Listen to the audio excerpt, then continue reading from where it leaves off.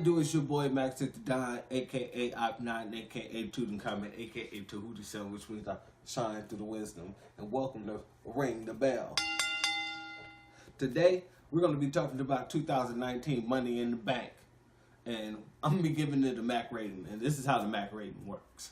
Okay, so for the best of the Mactastic shows, you get 5 stars. And the shows that shouldn't even be on the whole Richter scale, then you don't even get a bar. But if you get 1 star, then that's close to a no bar. So let's keep that in mind, okay? So let's start it off. Money in the Bank started off with the women's Money in the Bank ladder match. Now, this match, it was pretty, lackluster. I'm gonna be honest with you, I kind of expected Carmella to come back. She gets injured. So, I kind of expected her to come back. However, the thing was, I'm going to give it a better rating than what I should do because of the fact that, I expected Carmella to come back to win it all, and I was going to be mad about the whole thing. Bayley ends up winning this situation. And Bayley ends up winning, and I was kind of upset about that because I'm like, come on now, Bayley, there's so many other people that was in that match that could have did so many great things with it. Bayley already had her chance as a champion. People don't really like Bayley like this. And they don't like her the way that most people would think that Bayley is due to the way that the WWE Steamboat pushes her, or pushes the persona of everyone loving her when she comes out with her entrance music and these little wacky inflatable tube men and all this other crap. So, moving along, the next match was Rey Mysterio and Samoa Joe. And this match was pretty quick, and I understand why it was quick because it was setting up a match between them for the next pay-per-view. And it was a good little sequence, Rey Mysterio kind of just rolls up Samoa Joe, gets him on a fluke. Clearly, Samoa Joe's shoulder was up for at least 2 out of the 3 seconds of the count, So they're clearly setting something up with Samoa Joe and Rey Mysterio. Rey Mysterio won the United States Championship, so there is a new United States Champion on Raw. Let's get that clear. We got that clear? Good. We got it clear. So next we had Shane and The Miz cage match. Okay, so this is actually a really good match. The only issue that I had with it had a bullshit ending. You can also tell that the crowd in the WWE Universe agreed with me because throughout the match, in certain parts of the match, especially at the end, you can hear the crowd chanting, "Bullshit, bullshit," and I would agree with them. Actually, I did with them several times. So, Shane, he picks up the win by sliding out of his shirt while The Miz is trying to stop him. Although The Miz was whooping his butt, you couldn't expect that because Shane's a McMahon, he wasn't expecting to lose that match. Not in a way, no. You can kind of tell there's a formula to these things, and Shane McMahon is one of those people that will not just lose a match unless it is something major. And The Miz is not The Undertaker. Okay? The Miz isn't John Cena. The Miz isn't any one of those guys that's above Shane's pay grade. The Miz is actually less than Shane's pay grade when it comes to this situation. Just saying. As good as a wrestler he is, superstar that The Miz is, he's not on the same pay grade as Shane. That's just what it is. Okay. So the next match was Tony Nese and Arya Daivari. I hate if I slaughtered his name. I apologize. However, this was a really good match. It was the best match up until this point on the card. This match really woke me up. I did not expect this match to wake me up. I watch 205 Live from time to time, and literally I was not expecting what I saw out of these men, and I commend both of them. Good job. So the next match, Tony Nese picks up the win, so he's still riding high as the Cruiserweight Champion. I'm sorry, I don't hear any claps. I hear crickets. So that's how important that is. Moving along. Becky Lynch goes into her first match of the night with Lacey Evans. Now, this match was okay. It was a lot better than Lacey Evans' first debut when they led her in the Battle Royal or whatever the hell it was. And she couldn't do a pop-up. She botched moves. It was just ridiculous. This match was a lot better. She looked a lot better in the sense of I would maybe watch her on NXT where she came from. So send her back. Anyway, but it was an okay movie. I mean, the only thing that really got to me, one of the major things, is she comes out stomping out like, ho, ho, ho, green army bitch. And I'm like, wow, like, fuck out of here. Like, you get what I'm saying? And then the funny thing is, you dig me, I'm watching this match, and just when I'm thinking that I'm liking her, okay, a little bit, I'm like, okay. Next thing I know, she comes pulling out some freaking napkin out of her coochie, you dig what I'm saying? Out of her poom area, you dig what I'm saying? Her boom boom, you dig me? And then she wipes her face with it. Then wipe under her arm, and then toss it down on Becky. That is cooter juice. That is armpit juice. That is just disgusting. Disgusting. And the most predictable move ever. She gets her in the arm bar. That's not the predictable move. Hold on. She gets her to an arm bar, gets Lacey Evans to tap. Then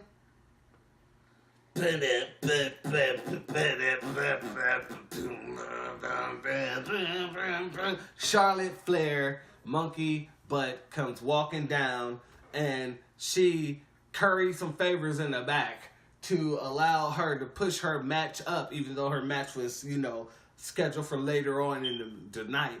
And she tells Becky that if she agrees, the match is moved up. Becky agrees because she's a fighting champion. And this was a really good match. I expected Charlotte to win because of the fact that she's the WWE Golden Girl. She's the Blanche. She's the whatever the other two names are in the Golden Girls. She is the Golden Showers to WWE. So, imagine my surprise when Lacey Evans creeped her little ass down, bitter because her match a few minutes ago she just lost. And she helps Charlotte get a win. Charlotte gets out of the ring after she, wins because Becky, understandably, is whooping Lacey Evans' butt. Charlotte comes, get her in the ring, Lacey! Just get her in the ring! Sounding like somebody who's been drinking all night, and the girl and her homegirl are out there fighting, and she, just get her in the car, Lacey! Just get her in the car! Anyway, so Lacey Evans, Charlotte Flair's whooping Becky Lynch's butt in the ring. Then here comes Bayley. All with her wacky inflatable tube, man, that she carries with her from city to city. Yeah, that's not the WWE, ladies and gentlemen. That's putting it in her beginning entrances and shit. She's pulling that from city to city, and she is setting them up before her entrance. Just so you know. Anyway, she comes out. she saves Becky's life in this situation. Unfortunately, I was like, okay, they're about to, she's about to cash in. Who's she going to cash in on, though? And, of course, they don't want her going back to Raw. And so, since that, she went and she got Charlotte Flair, pinned her up, and that was that. Your new SmackDown champion, Bayley, and her wacky inflatable tube men. Wacky inflatable tube men. And as I was saying earlier, I felt like that was a slap. It was more of, because Bayley made a speech earlier after winning the Women's Money in the Bank about how she's loved being in a tag team with Sasha, but it's her time and all this blah, blah, blah, blah, blah, blah shit. And then what happens? Bayley wins, basically telling Sasha, oh, you were scheduled to be in this Money in the Bank match, but looky here, bitch, this could have been you. Oh, you could have been the bitch that won this belt, but no, we giving that to Bayley. Looky at your best friend.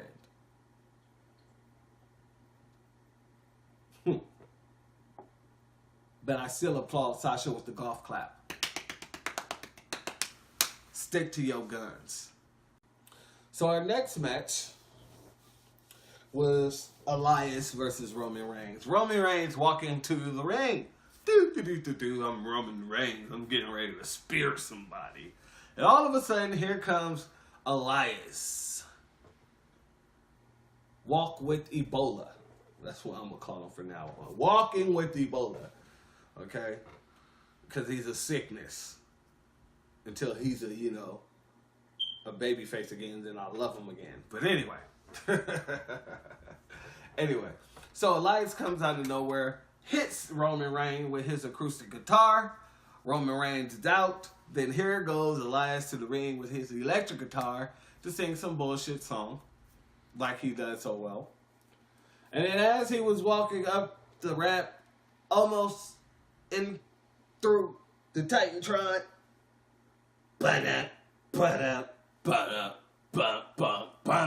Roman Reigns comes out, whipping this nigga's ass all the way back to the ring, beating him down, getting him in the ring, hit him with one spear, lays him out, 1, 2, 3, and he walks away.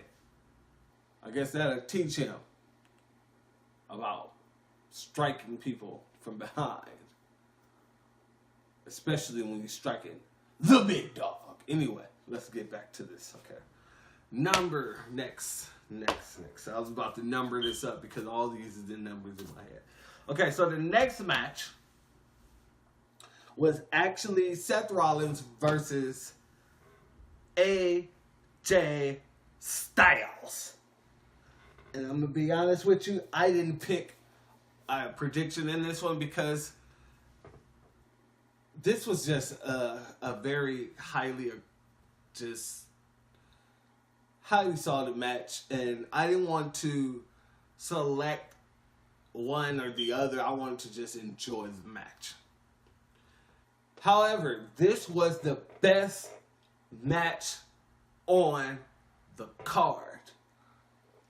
And I would kind of weigh this in against the Kofi Kingston match, but the only thing about the Kofi Kingston match that I can't allow it to get put over on is there are certain things inside of the AJ Styles match that was just amazing.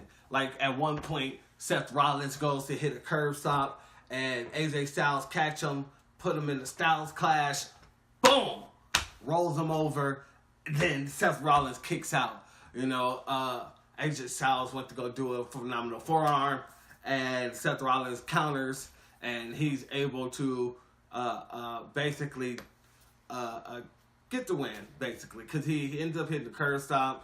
He ends up hitting a lot of stuff in the transition to the curb stomp, but he ends up hitting the curb stomp. He ends up getting the win off the curb stomp. And then they shook hands. It was a great sign of sportsmanship. So, in case you was wondering, Seth Rollins is still your goddamn champion, bruh. Yeah, bruh. Anyway, moving along. Moving a mother loving along. No, I can't just move along. I gotta say this, okay? So look, the match wasn't too slow. The match wasn't too fast. It was an amazing 5-star match. This is the best match on the whole damn card. And I said this, but this is just a bunch of awesomeness wrapped up all in a great ball of fire. It was great moves. It was lives up. It was just hyped. It lived up to the hype. It was highly energetic. These two men did their damn thing. I couldn't move on without saying that. Now we can move on. So, the next thing that we had going on here, Lucha House Party comes strolling down.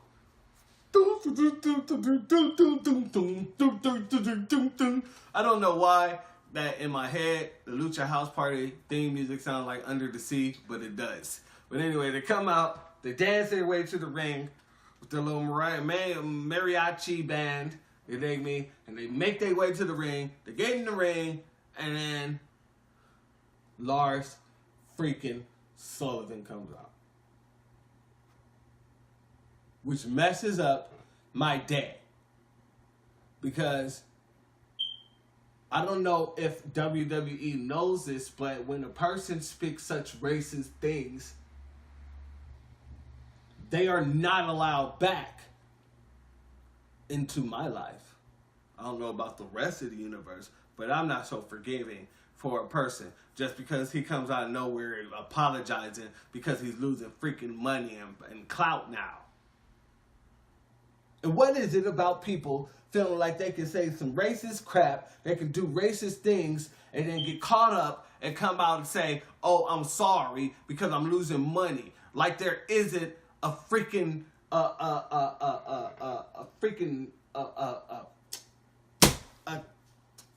plot behind what the hell you're doing. I couldn't even get it together. I'm so damn bad. You dig what I'm saying? It is ridiculous. It is so ridiculous that people like Hulk Hogan is being accepted back into the goddamn Hall of Fame. But, you know, that's Vince McMahon's nigga, you dig? He loves it. He has no problem with it. Let's move along, man, because this is going to piss me off.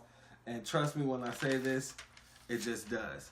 It pisses me off to the point where I don't even want to even talk about it no more. That's just the case. You dig what I'm saying? That is the case. You dig what I'm saying? Lars Sullivan to me is like Brian Peck. He's out there doing all this crap. Oh, he serves his time. Oh, he apologized. Let him come back to work. Damn that. Damn that. And that's the problem.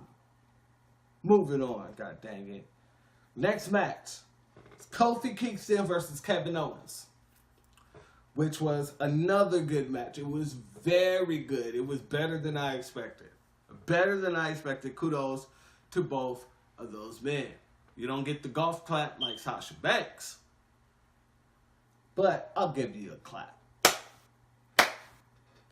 It just wasn't as good as the Seth Rollins and the AJ Styles match to me. The Seth Rollins and AJ Styles match to me was the showstopper of the whole event.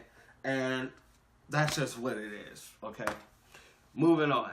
Next and last, we had the men's Money in the Bank match. And earlier in the pay-per-view, Sami Zayn was supposedly taken out by Braun Strowman. Strowman was exited from the arena. He was banned from the arena by Triple H. And so now there's an empty slot. Now my prediction was Sami Zayn was faking it and he was going to come back and win it all. That's just what my prediction was. I was sadly mistaken. But what ended up happening was Randy Orton as well as Mustafa Ali, as well as Ricochet, as well as Baron Corbin, as well as Finn Balor, as well as Andrade, as well as Drew Mac. I call him Drew Mac, but Drew McIntyre.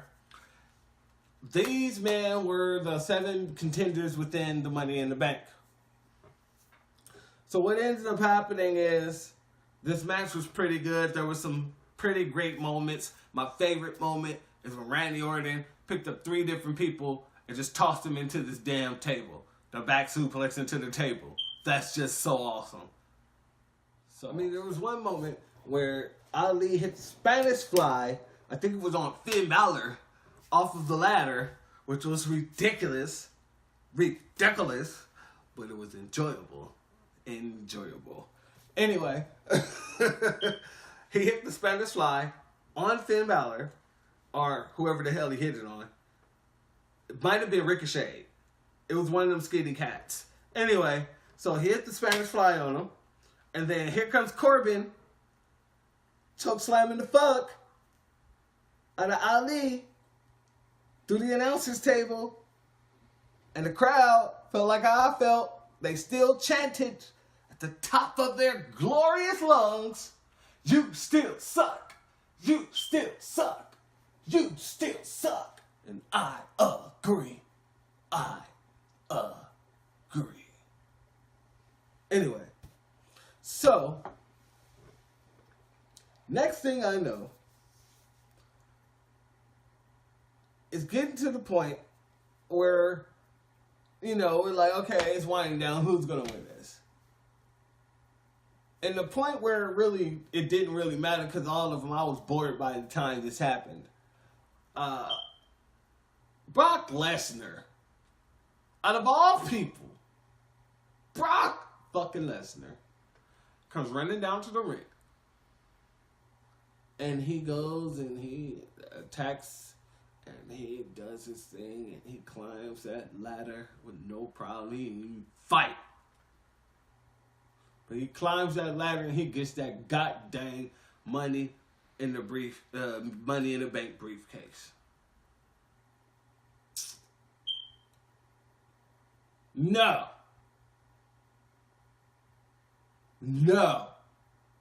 It's not what we want. At least this is not what I want. I thought Brock Lesnar was going back to UFC. What the fuck going on? Then he comes out talking about, no, I have no plans in going back to the UFC ever. But yet you're sitting there pumping that bullshit up, huh? Because you're trying to get your pay raise up. Why are you even here? Like, I don't enjoy watching you, Brock Lesnar. But to be honest, I enjoy watching Brock Lesnar a hell of a lot more than I enjoy watching the Iconics. So good for you, Brock Lesnar. You're better than the Iconics. Thank you for joining me. Because I just had to get this out. And you know, Brock Lesnar is the beast in the bank.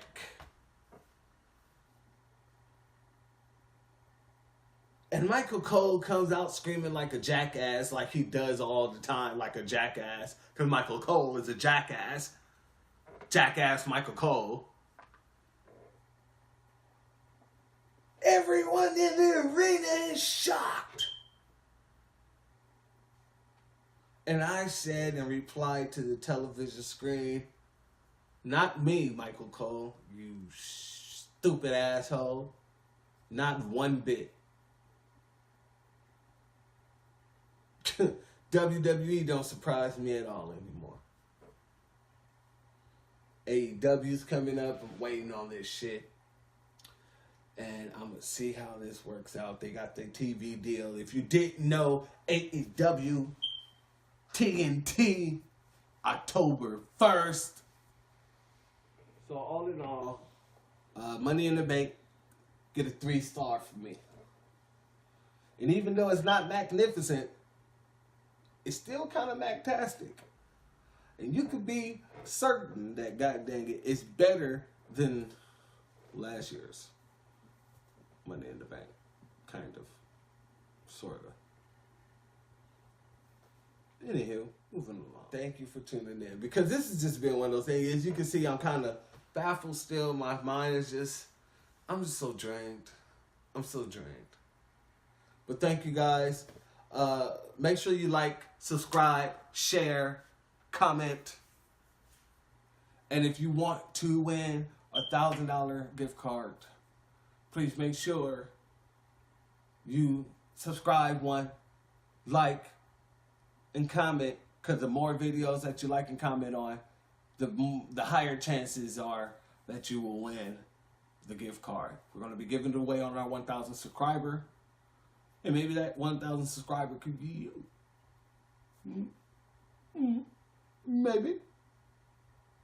Thank you for watching. I'm Macc Rating, and you can ring the bell.